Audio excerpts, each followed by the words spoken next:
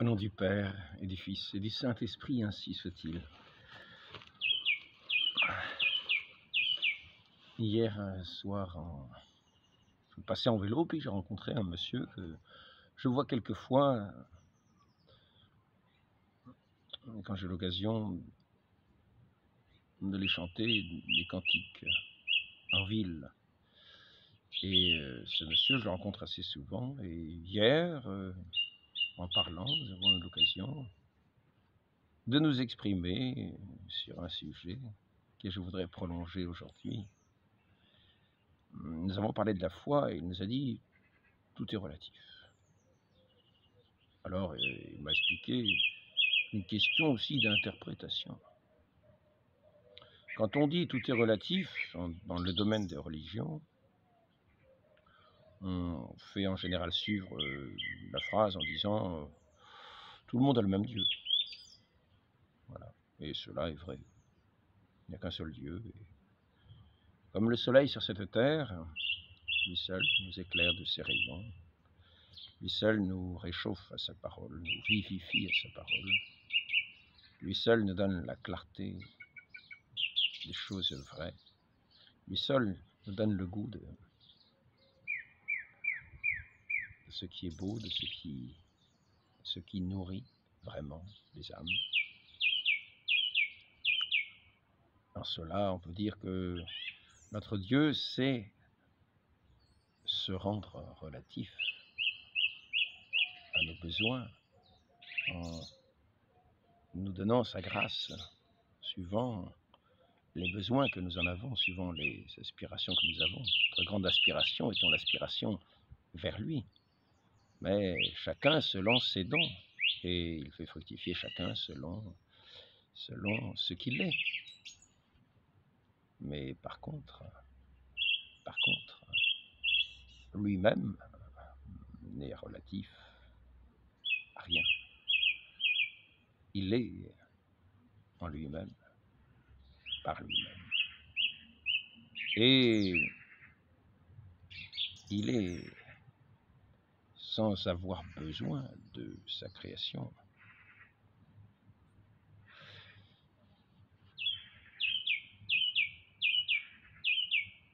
Pour reprendre un couplet qu'il m'est arrivé quelquefois de chanter, je dirais Einstein dit que tout est relatif. Einstein dit que tout est relatif. N'oublions pas le superlatif. Il n'y en a qu'un qui est l'absolu.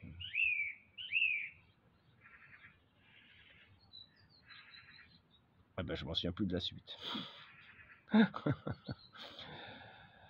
Et on finit en disant, ne te perds pas dans les calculs. Jésus seul a la formule. Et il nous a dit qu'il était lui-même le chemin, la vérité et la vie. Maintenant, cette vérité, certains pensent qu'elle est un petit peu comme cette lumière qui serait diffuse et que tout le monde recevrait. Quelle que soit sa manière d'être, quelles que soient ses pensées, quelle que soit sa foi, chacun vivrait dans cette lumière de Dieu. Alors c'est là que nous pouvons entrer dans le fait de dire que, c'est ce que j'ai répondu à ce monsieur, je lui ai dit, une question d'interprétation n'est peut-être pas si juste que cela, car notre Dieu sait nous parler avec clarté, il est tout-puissant, et il sait se faire comprendre, sans que nous ayons à interpréter ces paroles, qui sont suffisamment claires pour dire ce qu'elles disent, et que nous n'ayons pas à les interpréter de quantité de manières, chacun selon ses vues, chacun selon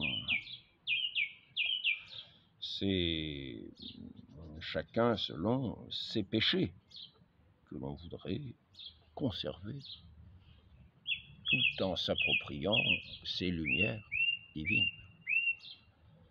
et en associant comme on pourrait les deux. Or, nous allons voir que ce n'est pas ce que nous enseigne notre Seigneur, qui nous dit des choses très concrètes. Il dit des choses très concrètes à la fois sur nous-mêmes et sur la création. Il n'est pas un sable mouvant, il a fait des sables mouvants et nous savons ce que c'est que des sables mouvants.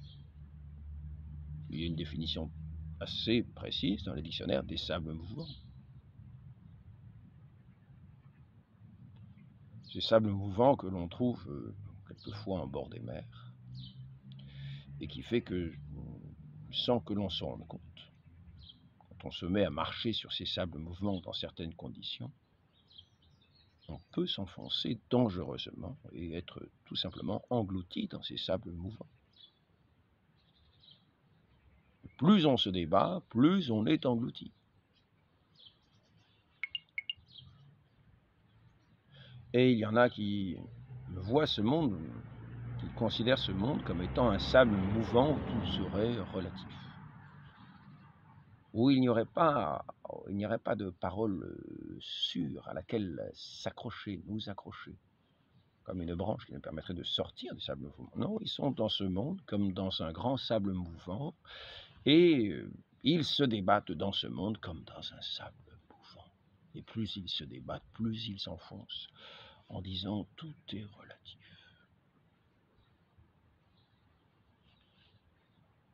Comme je l'ai déjà dit, tout le créé est relatif à Dieu,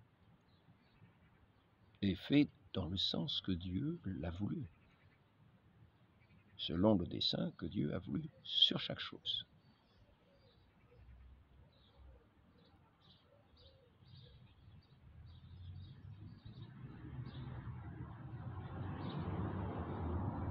Ainsi, notre Seigneur nous a dit la chose suivante. Il a voulu nous envoyer le Saint-Esprit, qui est cet Esprit de Dieu, qui procède du Père et du Fils. Le Père envoie le Saint-Esprit. Je vous enverrai le Saint-Esprit d'auprès du Père. Le Fils envoie aussi le Saint-Esprit. Et donc nous voyons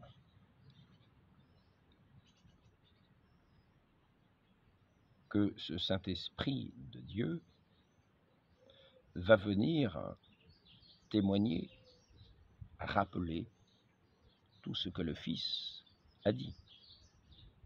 Ainsi, le Saint-Esprit va rendre témoignage de l'enseignement du Fils, de l'enseignement de notre Seigneur Jésus-Christ, qui est venu ici-bas, comme son nom l'indique, pour nous sauver du péché. Et le Père témoigne aussi du Fils, comme notre Seigneur Jésus-Christ nous le dit. Si vous ne croyez pas à cause de mes paroles, si vous ne croyez pas ce que je vous dis, donc des paroles claires que Dieu nous enseigne lui-même, et qui n'ont pas à être interprétées de multiples manières. Il a donné lui-même l'interprétation pour que le sens soit suffisamment clair, pour que ce qu'il veut nous dire, nous puissions le comprendre. Si Dieu nous donnait des paroles floues pour que nous ne comprenions pas, il montrerait non pas un Saint-Esprit, un esprit d'ambiguïté, et non pas un esprit de vérité. Le Saint-Esprit que Dieu nous donne, après qu'il nous ait envoyé le Sauveur, ce Saint-Esprit qui vient nous sauver pour accomplir ce que notre Seigneur nous a enseigné dans son Église, vient donc faire l'œuvre lui-même que le Sauveur a faite, c'est-à-dire vient aussi nous sauver. Le Saint-Esprit vient nous sauver en nous donnant la grâce de Dieu, cette grâce qu'il est lui-même, puisque c'est lui-même qui vient nous remplir de cet amour divin, qui est l'amour du Père et du Fils, qui vient habiter en nous, qui vient nous sanctifier, qui vient nous vivifier comme une sève vient vivifier un arbre, dont je parlais dans le dernier entretien quand je parlais de l'arbre de la foi. Et cet esprit-là, c'est l'esprit de vérité. Notre Seigneur Jésus-Christ nous a dit « Je suis le chemin, la vérité ». Non pas une vérité, je suis la vérité, la vie. Et le Saint-Esprit vient témoigner de la vérité. C'est le Saint-Esprit de vérité et qui conduit à la vérité tout entière.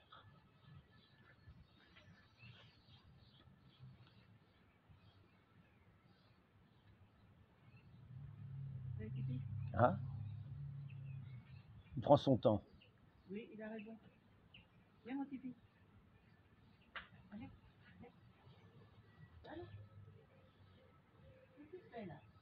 Il nous conduit à la vérité tout entière.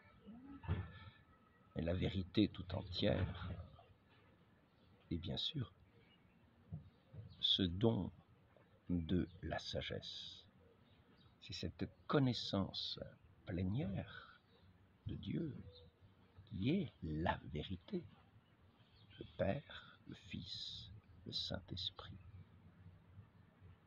Le Fils est la parole du Père. Il est donc la vérité. Et le Saint-Esprit vient témoigner du Fils. Il est l'Esprit de vérité. Et qui viendra nous rappeler toutes choses que le Fils nous a enseignées. C'est lui qui ouvre l'oreille. C'est lui qui délie les langues. C'est lui qui rend notre langue, qui souvent, dans son ignorance, dans sa recherche, dans notre recherche de toutes les choses vaines, est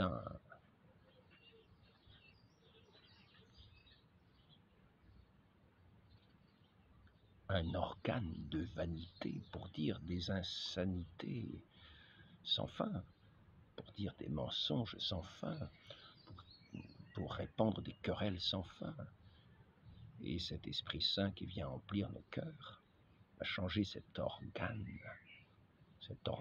de péché, cet organe qui répand, comme dit Saint Jacques, ses incendies si facilement à travers le monde, ces guerres, qui est la cause de tant de maux, va rendre cet organe comme étant un organe de la vérité, qui pourra faire témoigner de cet esprit de vérité qui vient habiter nos cœurs, de ceux qui auront accueilli celui qui est la vérité, et qui recevront cet esprit de vérité, qui feront qu'ils témoigneront du Fils et de son enseignement, des préceptes qu'il nous a enseignés à garder, nous pauvres créatures humaines. Il nous établit dans l'alliance avec son Dieu, dans la relation, c'est-à-dire c'est là que nous sommes relatifs à notre Dieu, dans cette relation que Dieu a voulu que nous établissions avec lui. Il a voulu se faire le Père de ces créatures qu'il a faites, des hommes et ces femmes, qui sont ces enfants de Dieu, qu'il établit dans son alliance dans le sang du Christ. Cette alliance qui est scellée dans le sang du Christ qui nous est communiqué dans les eaux saintes du baptême. Nous professons cette foi en la vérité, où l'esprit de vérité vient en nous, habiter en nous, reposer en nous, dans ce doux repos, dans cette plénitude de la vérité, car il va nous conduire à la vérité tout entière. Ce n'est pas un esprit qui conduit dans des semi-jours, dans des obscurités, dans des lieux écartés de la lumière divine. Non, il nous conduit à la vérité tout entière.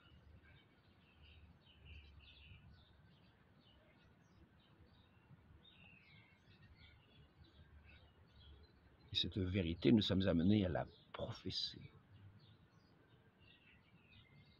Nous sommes amenés dans ce monde, à agir concrètement. Et c'est ainsi que nous devons obéir aux injonctions que notre Seigneur nous commande pour être dans cette alliance avec lui. Lui qui a versé son sang pour nous demande, pour entrer dans son alliance, de plonger dans l'eau sainte du baptême, qui est une eau bien concrète, qui n'est pas dans des interprétations les plus diverses, disant que l'eau serait simplement une manière de parler de la grâce.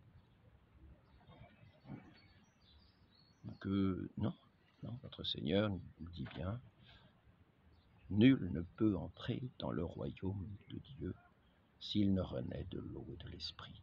L'eau est un élément de la création de Dieu. Et pour son salut, il a voulu se servir de cette création de Dieu, de cette eau pure qui rappelle la pureté, la clarté, qui reflète sa lumière cristalline, qui lave les souillures, qui lave ce vêtement entaché que nous portons par notre péché pour le rendre un vêtement blanc, dans cette clarté du Saint-Esprit de vérité. Il nous conduit à la vérité tout entière. Je voudrais lire à ce sujet ce qui est dit au sujet des sacrements, dans le catéchisme du Concile de Trente.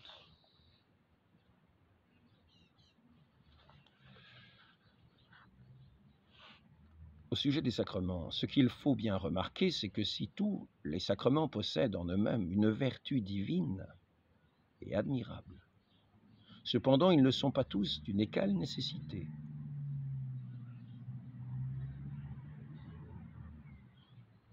Pas plus qu'ils n'ont ni la même dignité, ni la même signification. Vous voyez, les choses sont précises. Ils n'ont pas la même signification. Chacun a un sens précis. Nous ne sommes pas dans un relativisme des interprétations. C'est l'esprit de vérité qui conduit toute chose, qui se sert de différents éléments afin d'accomplir l'œuvre de Dieu sur sa création, de rétablir sa création selon l'alliance qu'il propose, qu'il nous propose, pour que nous posions nous-mêmes des actes concrets de notre liberté. Par ces esprits qu'il a éclairés, par cet esprit de vérité qui vient témoigner de la parole de notre Seigneur Jésus-Christ. Ils ne sont pas tous d'une égale nécessité, pas plus qu'ils n'ont tous la même dignité ni la même signification. Ainsi, il y en a 3 qui sont regardés comme vraiment nécessaires, quoique à des titres différents. Le baptême est absolument nécessaire à tous, sans aucune exception. Le Sauveur l'a déclaré lui-même dans ses paroles. Si quelqu'un ne renaît pas de l'eau et de l'esprit, il ne peut entrer dans le royaume de Dieu. Et c'est ainsi, très concrètement, que nous entrons dans cette alliance avec notre Dieu, qui a versé cet agneau divin, notre Seigneur Jésus-Christ, qui est le chemin, la vérité, la vie, qui a versé son sang pour racheter tous nos péchés, ces péchés qui sont lavés dans les eaux saintes du baptême, par lesquels il régénère sa création. Comme le Saint-Esprit planait sur les eaux au moment de la création, nous sommes ainsi des créatures nouvelles, renouvelées par son esprit de vérité. Son esprit qui nous conduit à la vérité tout entière, un esprit de plénitude. Que voulez-vous de plus que la plénitude dans cette connaissance? Que pouvez-vous y rajouter? Où sont ici les interprétations?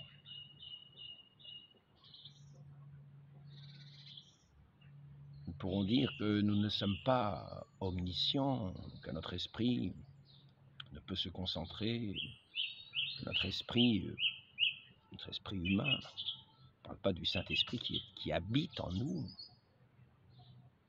qui lui est omniscient. De même que le Père est omniscient, que le Fils est omniscient, le Saint-Esprit est omniscient. Ces trois personnes de la très sainte Trinité sont un seul et même Dieu. Le Saint-Esprit est omniscient, le Saint-Esprit est tout-puissant.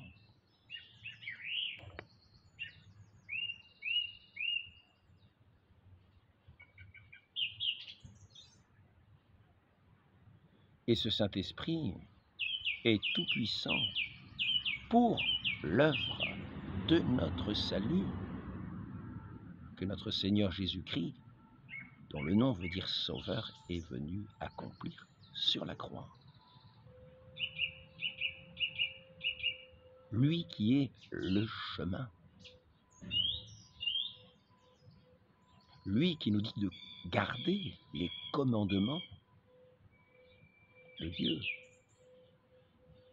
lui qui nous dit de garder sa parole, si nous l'aimons, lui, Dieu, fait homme, et qui n'a pas caché sa parole, comme il le dit devant les pharisiens. Je n'ai pas parlé dans le secret, je me suis exprimé au grand jour. Et l'évangile a été répandu au grand jour.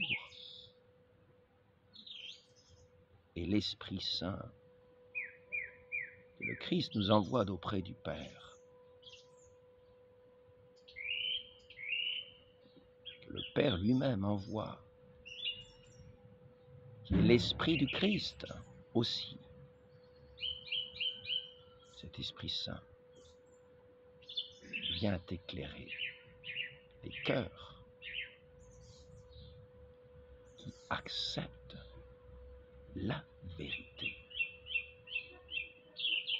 la parole de vérité, qui vient contrarier si bien les esprits qui voudraient avoir des interprétations si diverses et rester dans leur vérité à eux.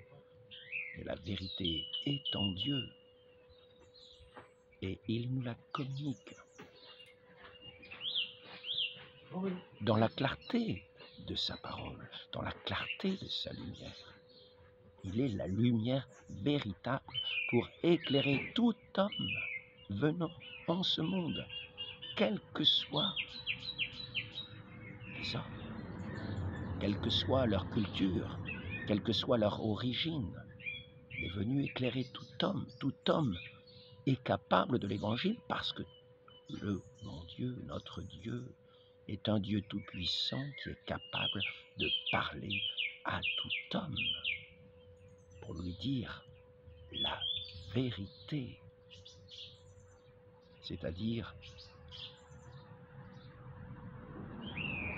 celui qui est la vérité,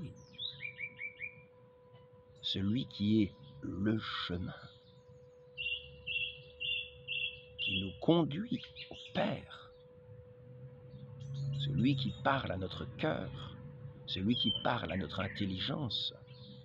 Et il est important de dire que non seulement il parle au cœur, mais qu'il parle aussi à notre intelligence. Et en cela, un pape a dit la chose suivante. La plupart de ceux qui se perdent subissent ces châtiments sans fin à cause de l'ignorance des mystères qu'il est nécessaire de savoir. Et c'est ici que nous avons l'intelligence, de savoir et de croire, pour être placé parmi les élus. Ainsi, le Saint-Esprit ne parle pas seulement à notre cœur, car nous avons aussi une intelligence. Et bien souvent, il faut aplanir le chemin de l'intelligence, c'est-à-dire ouvrir l'intelligence au rayon de cette lumière de la vérité, afin que par l'intelligence, par cette voie de l'intelligence qui ne se ferme pas à cette lumière, ces rayons puissent parvenir dans notre cœur et agir concrètement, et non pas de façon vague et insignifiante, non, de façon très signifiante à la manière des sacrements, que nous sachions porter des paroles de réconfort, que nous sachions servir le prochain dans lequel nous voyons l'image de Dieu, dans lequel nous servons le Christ lui-même, ainsi qu'il le dit. Et tout cela est très concret, tout cela n'est pas vague, tout cela n'est pas relatif, comme si c'était relatif à chacun qui interprète sa vérité, qui a sa vérité. Non, non, non. Notre Dieu est un Dieu qui nous parle clairement et qui nous laisse libres de l'entendre ou de fermer nos oreilles à sa lumière si nous ne l'aimons pas, si nous ne le désirons pas. Celui qui, dans les petites choses, est fidèle, on lui confiera de grandes choses. Et quoi de plus grande chose? Quelle est la plus grande chose sinon que de recevoir l'Esprit Saint de Dieu, cet esprit de vérité, cet esprit de lumière, cet esprit de la grâce de Dieu, cet esprit de l'amour, cet esprit de plénitude. Il fait que quand nous avons cette plénitude de Dieu en nous, comme une goutte du paradis, du fleuve du paradis, à ce moment-là, nous n'avons plus besoin des océans du monde et nous n'avons plus le goût à tous ces flots du monde dans lesquels on se noie si horriblement. Quoiqu'au début, souvent, il montre des apparences séduisantes qui fait qu'on y a quelques goûts, quelque attirance et quelque attrait, comme dans des sables mouvants qui semblent bien jolis sur ce fond bleu de la mer et ce soleil au-dessus de nos yeux, de nos têtes. Et nous marchons quelquefois sur ces sables. Nous marchons agréablement jusqu'au moment où nous sommes dans ces sables mouvants d'où nous ne pouvons plus sortir. Mais lorsque nous avons le goût du Saint-Esprit, lorsque nous avons reçu cette goutte du fleuve du paradis qui nous est donnée, il fait toute notre joie, la plénitude de notre connaissance, notre tout, et tout notre être est vivifié par ce Saint-Esprit qui vient consumer tous nos péchés, pas consommer, consumer tous nos péchés, les brûler, les effacer, les faire disparaître par le mérite du sang de notre Seigneur Jésus-Christ, cet agneau de Dieu qui est venu dans ce monde bien concret, où nous agissions d'une façon si laide, défigurés que nous étions par le péché, défigurés, parce que tout n'est pas relatif. Nous n'avions plus visage humain. Et quand nous sommes loin de la lumière de Dieu, nous n'avons plus visage humain. Nous sommes dans les ombres, nous sommes dans les doutes, nous sommes dans les actions secrètes, mauvaises, que nous ne voulons pas dévoiler au plein jour pour ne pas être dévoilés au plein jour dans ce que nous sommes, dans nos œuvres mauvaises. Et si par contre nous sommes attirés à la lumière,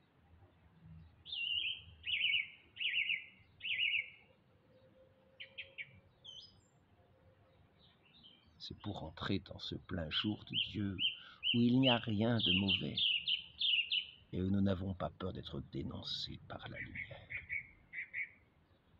Et si nous avons l'amour de Dieu, nous dénoncerons nous-mêmes nos péchés en tout esprit de justice.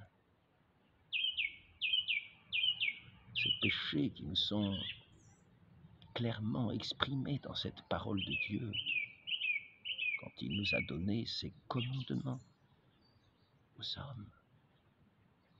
Ces commandements si limpides, qui fait que nous savons bien, lorsque nous sommes en état de péché, afin de pouvoir les reconnaître, nous savons bien que notre conscience troublée trouvera sa source dans ces actions qui sont exprimées dans ces commandements, des choses qu'il ne nous faut pas faire, de ce à quoi nous sommes appelés, auquel nous manquons si souvent. Tu aimeras ton Dieu par-dessus tout. Tu respecteras son saint nom. Et son saint nom, c'est aussi le nom de notre Seigneur Jésus-Christ, vrai Dieu et vrai homme. Et c'est aussi le respect du Saint-Esprit.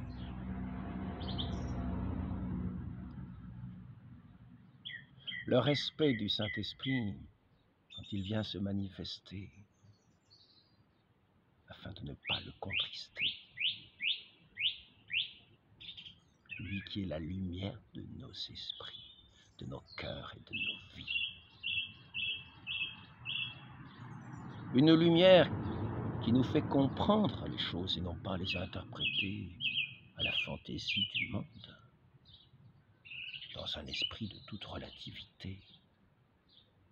Nous avons tous le même Dieu, mais nous ne sommes pas tous à son écoute, dans sa parole de vérité, dans son esprit de vérité, qui nous appelle à sa communion d'amour, dans le respect de sa parole sainte, qui est une parole vivante, qui est la parole vraie, qui crée toutes choses.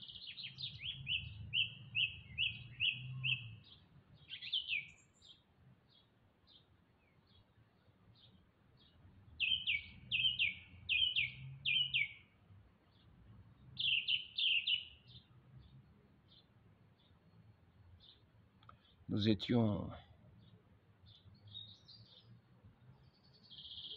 depuis notre origine, depuis nos premiers parents,